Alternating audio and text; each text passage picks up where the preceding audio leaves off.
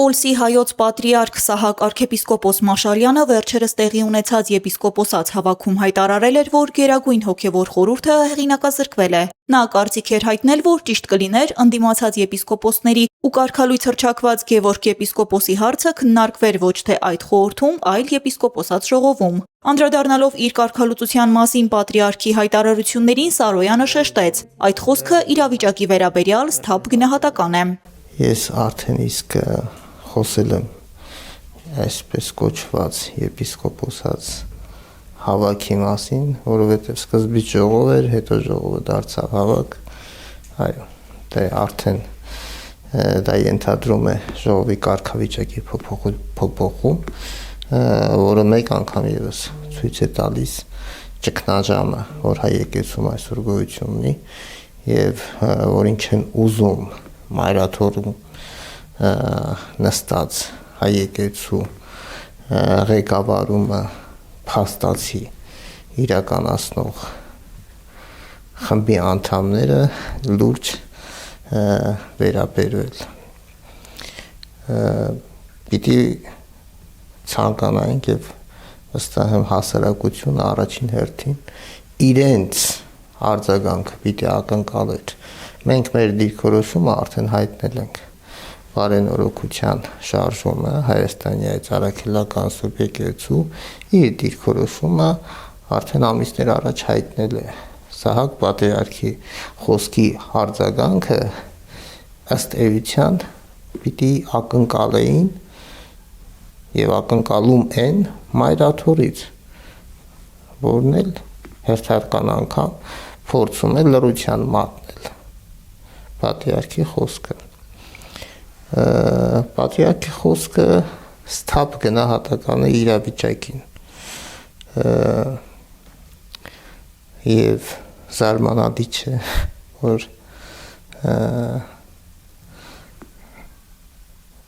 մայրաթորի ղեկավարությունը այսօրվա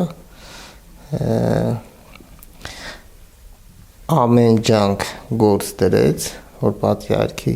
խոսքի մասին կամ խոսքը որևէ ձևով որևէ տեղում չարտացոլվի։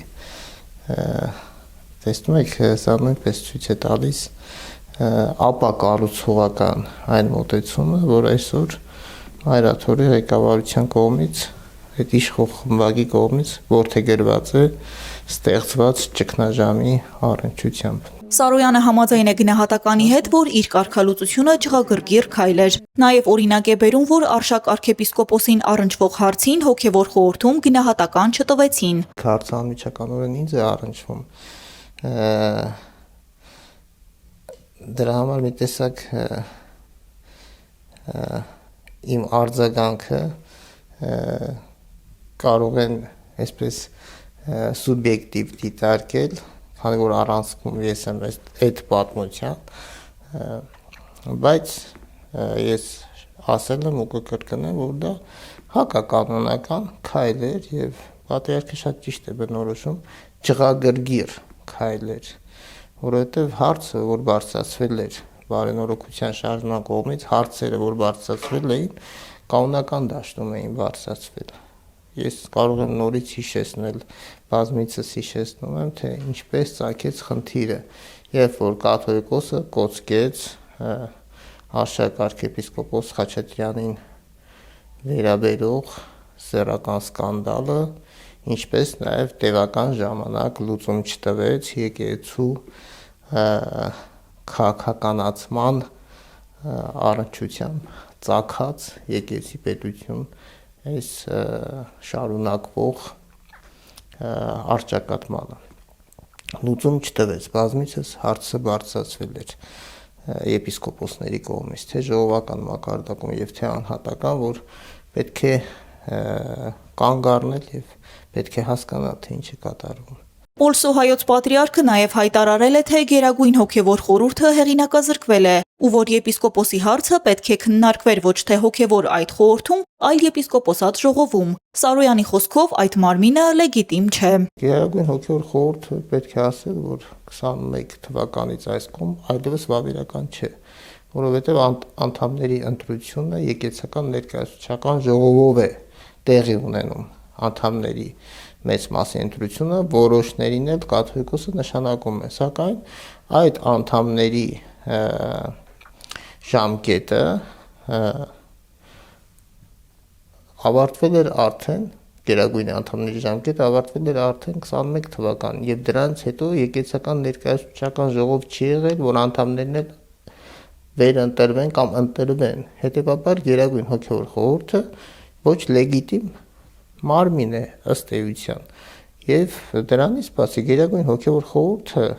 եպիսկոպոսի կարգալուծության հարց քննարկելու կամ առաջարկ ներկայացնելու իրավունք չունի։ Եթե եպիսկոպոսի կարգալուծության հարց կա, ապա այդ հարցը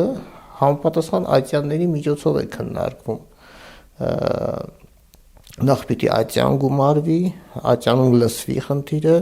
հետո եթե ատյանում չեն կարողանում լուծում գտնել, ապա եպիսկոպոսատ ժողովը պիտի կարգալույց հռչակի։ Իսկ եպիսկոպոս կարգալույց հռչակելը դա այդքան էլ հեշտ լուծելի առաջադրանք չի, պետք է շատ ծանրակշիռ լինեն մեղադրանքները։ Էլ չեմ ասում, որ անցնող տարիների ընթացքում մենք տեսանք, թե հայ եկեղեցու եպիսկոպոսները ինչ հանգամանքների մեջ հայտնվեցին, ինչպիսի մեղադրանքներ հնչեցին նրանց հանդեպ, որևէ մեկը կարգալույց չի հռչակվել մինչև այսօր։ Այն դեպքում, երբ որ բոլոր հիմքերը կային կարգալույց հռչակելու եւ Բագրատ Սրբազանին այդ քաղաքական շարժումը նախաձեռնելու համար, որովհետեւ հակականոնական է դա, եկեղեցու կանոնները արգելում են, եւ Արշակ Սրբազանին, որի վերաբերյալ բոլոր փորձաքննություններն էլ կան, անկախ նրանից թե ինչպես կփորձեն այսպես փաստաբանները կեղծ փաստարկներով հերքել կամ փորձաքննություններ վերջապես եւ քրեական գործ կա հարուցված է։ Գևորգ եպիսկոպոսը նշեց, որ բոլոր որոշումները կայացվում են կամայական եւ միահեծան։ Ցավոք սրտի իրավունքը խտրականորեն է կիրառվում, այսինքն այդ կանոնները, օրենքները խտրականորեն է կիրառվում կաթողիկոսի կողմից։ Եթե դու դեմ չես խմբակի գործունեությանը կամ ռեժիմին, ամեն ինչ էլ կարելի է։ Կարևորը դեմ չլինես։ Իսկ եթե դու դեմ ես գաղափարապես եւ արտահայտվում ես, ապա քեզ ապօրինի կերպով պատրաստ են կարգալույց հռչակել։ Ապօրինի, այսինքն այս կարգալուծությունը իր այսպես կոչված ցույց է տալիս հայ եկեղեցու ներկա իրական վիճակը, որևէ կանոն չի պահպանվել այստեղ, որևէ կանոն։ Այսինքն ինչի համար, որ ես խոսել եմ, ասել եմ դեմ եմ, որ հայ եկեղեցին քաղաքականացվի, դառնա գործիք, հա, ընդդիմության որոշ թևերի ձեռքին։ Դեմ եմ, որ ընդդիմության այդ որոշ թևերը ղեկավարեն հայ եկեղեցի, դրա համար դուք ինձ կարգալույց եք հռչակում։ Դեմ եմ, որ ծառայեն Կոտար շահին դրա համար, կամ դեմ եմ, որ սրբապղծությունը կոծկեք։ Դրա համար դուք ինձ այսինքն դուք կարգալույց եք անում ինձ նրա համար, որ ես ասում եմ հայ եկեղեցին Կոտար շահի կամ այլ շահերի չպետք է ծառայի, այլ պիտի ծառայի մենակ մեր պետականությանը, եւ որ ասում եմ սրբապղծություն կոծկելով դու հայ ընտանիքն ես քանդում։ Դուք դրա համար իսկ կարգալույց եք հռչակում։ Այսինքն սա գիտեք ինչ աբսուրդի ժանրից է, ինչպես ընդունված է ասել, եւ միևնույն ժամանակ ցույց է տալիս, որ adekvat չի գործում կաթողիկոսը, կորցրել է իրականության զգացումը եւ հայ եկեղեցին այլևս դարձել է խաղալիք ընդդիմության եւ օտար շահերի ձեռքին։ Այս ովքեր են այսօր պաշտպանում, ովքեր են կանգնած իրենց կողքին։ Մարդիկ, որ կամ շահով են կապված կամ հավաքագրված են։ Ուրիշ տարբերակ չկա։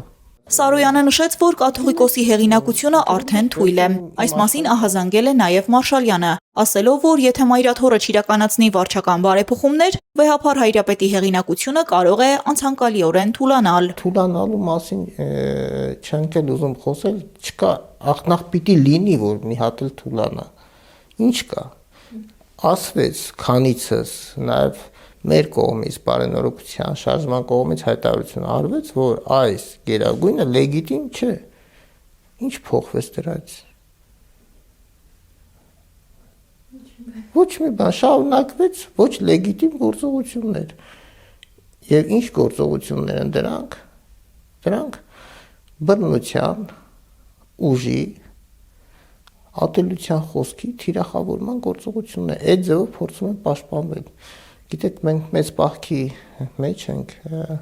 եւ մեծ պահքի շրջանը խորհրդանշում է ապաշխարություն, վերատեսություն,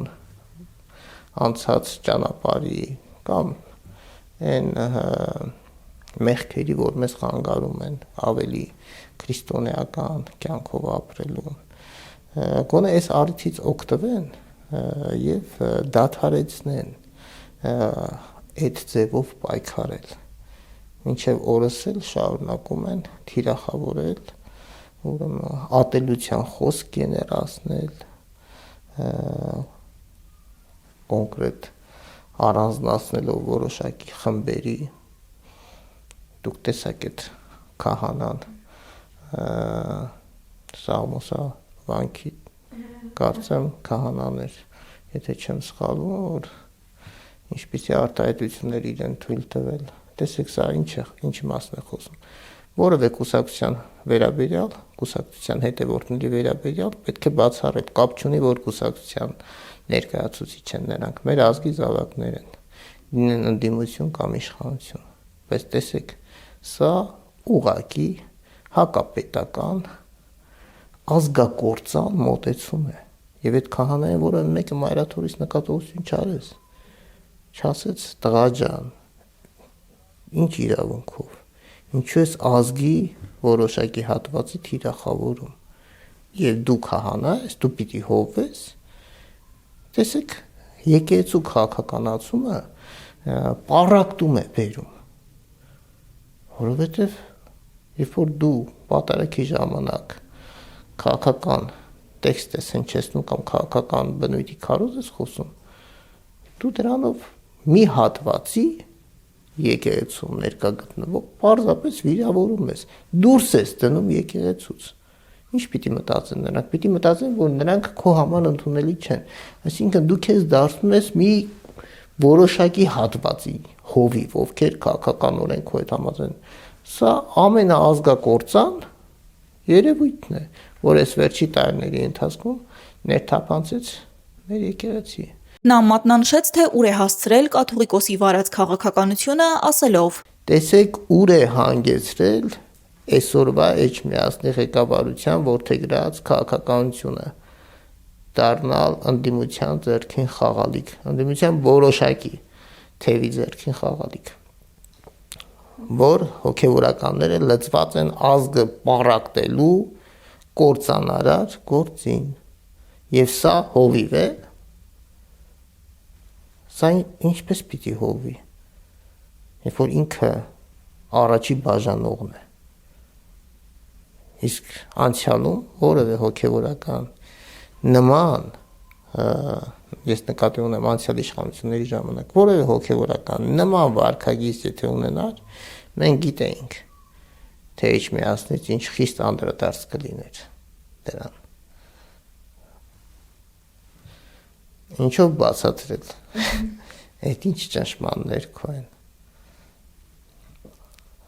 Հուսանք, որ կլսեն գոնե մի կառուցողական մոտեցում կդրսևորեն այդ իրենց հավաքագրված կամ իրենց այդ շահով կապված փոքր խմբակին, որոնց նույնպես տանում են կործանման, հա, կհուշեն, որ պետք է դադարեցնել եւ ատելության խոսքը եւ թիրախավորումը եւ պառակտումը, վերջ այդ ամեն ինչը պառակտում է բերում։ Իսկ կաթողիկոս այն մարդը պիտի լիներ, որ ամեն ինչ պիտի աներ, ամեն ջանքի գործ պիտի դներ, հատկապես դժվար իրավիճակներում համախմբելու ազգին, ոչ թե բռնելու այս կամ այն կողմը։ Անկախ նրանից ում ես սիրում, ում չես սիրում, դու իրավունք չունես, որևէ հովիվ, եպիսկոպոս կամ առավել ևս կաթողիկոս իրավունք չունի սիմպաթիաներով առաջնորդվելու։ Միշտ լայնախոհությունը պիտի ղեկավարի իր գործողությունները, լայնախոհությունը եւ համազգային շահին ծառայելու նախանձախնդրությունը։ Մեր հայրապետները այս նախանձախնդրությամբ են միշտ առաջնորդվել, անգամ օտարների լծի տակ։ Սարոյանն ասաց, որ այս ընթացքում Մարշալյանի հետ անձնական շփումներ չի ունեցել։ Ես անձամբ իր հետ կապի մեջ չեմ եղել, ես իր հանդեպ ունեմ մեծ հարգանք, իրեն ընդունում եմ որպես ավագ հոգևորական եւ իր պատրիարքական հանգամանքն եմ ընդունում եւ ուրախ եմ, որ վերջապես հնչեց ձայն ու Մաշալյան պատրիարքը հայտնի է բոլորին իբրև արդարամիտ եւ հոգևոր նկարագրի տեր անձնավորություն, երբ որ նա ծառայում էր Մայրաթոր Սուրբ Էջմիածնում, մենք շատ հաճախ ենք շփվել կամ երբ որ ես առիթ եմ ունեցել ճամփորդելու, ես երբեմն հենց պոլսով եմ ճամփորդել եւ այդպես առիթը հնարավորություն բաց չեմ թողել շփվելու։ Ես ընդունում իրեն իբրև հեղինակություն այսօր մեր եկեղեցական գործիչների մեջ հեղինակություն է հոգևոր նկարագրի, խորը նկարագրի ունի եւ իր քարոզները հատկապես առանձնանում են այդ իմաստով, ինչպես նաեւ արդարամիտ է։ Միշտ ինքը արդարության համար պայքարել է, ես այդպես գիտեմ, մինչեւ պատիարք դառնալը։ Նա հավելեց, որ մեծ պահքի առիթը պետք է օգտագործել եւ կառուցողական մոտեցում ցուցաբերել։ Եթե պետք է հրաժարական տալ, ապա պիտի անեն։ Լիլիթ Աբրահամյան, Ալվարդ Բաղդասարյան, Մանուել Ստեփանյան, Ռադար Արմենիա։